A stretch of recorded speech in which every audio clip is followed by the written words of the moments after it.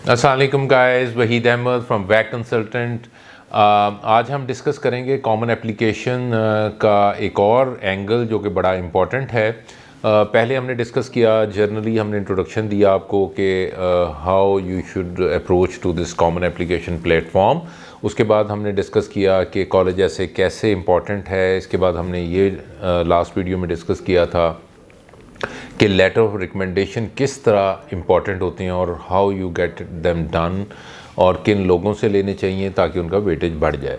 अभी हम जो एडमिशन क्राइटेरिया के हवाले से वीडियोस का ये सिलसिला चल रहा है, तो admission criteria for the top universities में आज हम थोड़ा सा एक्टिविटीज़ को डिस्कस करेंगे। एक्टिविटीज़ को हम दो हिस्सों में प्राइमरीली डिवाइड कर लेते हैं, जो कि को curricular and extra curricular activities. जैसे कि नाम से ही जाहिर है, क्योंकि एक बैलेंस पर्सनैलिटी सिर्फ एकेडमिक पे नहीं होती, वो बुक वर्म नहीं होता स्टूडेंट, वो फिज़िकल और सोशल कम्युनिटी सारी एक्टिविटीज़ में वो इक्वली पार्टिसिपेट कर रहा होता है। वो लोगों के लिए हेल्पिंग भी होता है, वो कॉन्फिडेंट भी होता है, वो डिबेटर भी होता है, वो राइटर भी होता है, और वो तमाम काम वो करता है जो एक नॉर्मल आदमी जो कि एक एफिशिएंट स्टूडेंट को करने चाहिए। और इन सारी चीज़ों को गेज करते हैं वो तमाम यूनिवर्सिटीज़, टॉप यूनिवर्सिटीज़, जिनके लिए हम एडमिशन क्राइटेरिया की बात कर रहे हैं, जिनमें जैसे कि नॉर्मली आईवी लीग की बात हो रही होती है जब हम कॉमन एप्लीकेशन की बात करते हैं। तो हमारा टॉप नॉच क्राइटेरिया में एक्टिविटी का बैलेंस बड़ा ज़रूरी है। जैसे मैंने कहा, co curricular activities and extra curricular activities, social community welfares, participation and your service to your own people around you.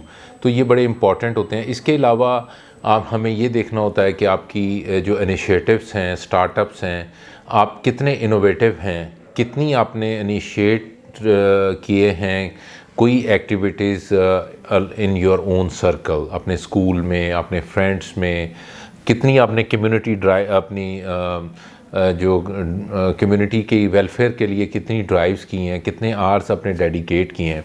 तो इसका एक बाकायदा हम एक चार्ट बना के उसको एक बैलेंस करते हैं ताकि हर तरफ से लगे कि ये एक बैलेंस पर्सनैलिटी है। जैसे कि मैंने स्टार्ट में कहा, ये तमाम एक्टिविटीज़ का, तमाम कॉमन एप्लीकेशन का पर्पस क्या है? वो पर्पस ये है, they want to see how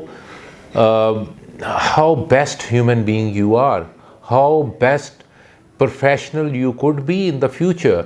और वो उन लोगों को सिलेक्ट करके एडमिशन्स दें जो कि बेस्ट हों for the, not only for themselves, for their professional to earn money, but also they should be the best to serve the humanity at large and especially the people around you on your community।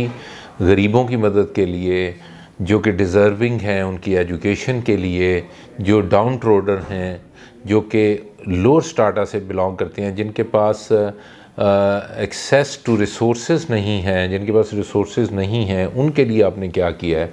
तो ये सारी community participation में एक balance out करना होता है। जब तक वो बैलेंस नहीं होगा तब तक वो आपको सीरियसली कंसिडर नहीं करेंगे।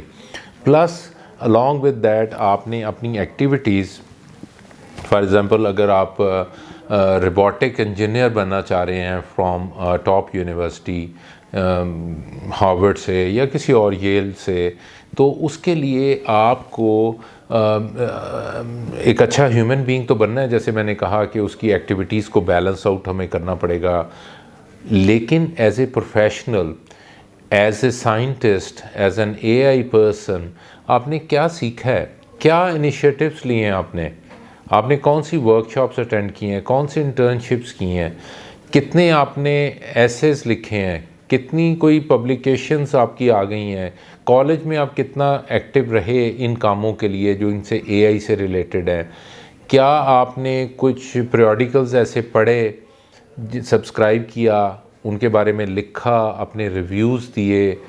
तो ये सारी चीज़ें इम्पॉर्टेंट हैं वो, क्योंकि ये काफ़ी एक लंबी लिस्ट होती है हर सब्जेक्ट की।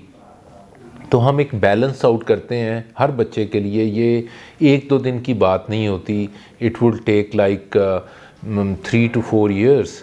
जो कि स्टार्टअप हम करते हैं तो उसको बच्चे को हम O1 से टेकअप कर लेते हैं, बल्कि प्री O लेवल से ही हम टेकअप कर लेते हैं तो आगे तक लेके जाते हैं। लेकिन इन द लास्ट ईयर भी अगर हमें साल से 1.5 साल भी बच्चे के साथ मिल जाए तो वी क्लेम कि हम उसका टॉप यूनिवर्सिटी में एडमिशन करवा सकते हैं।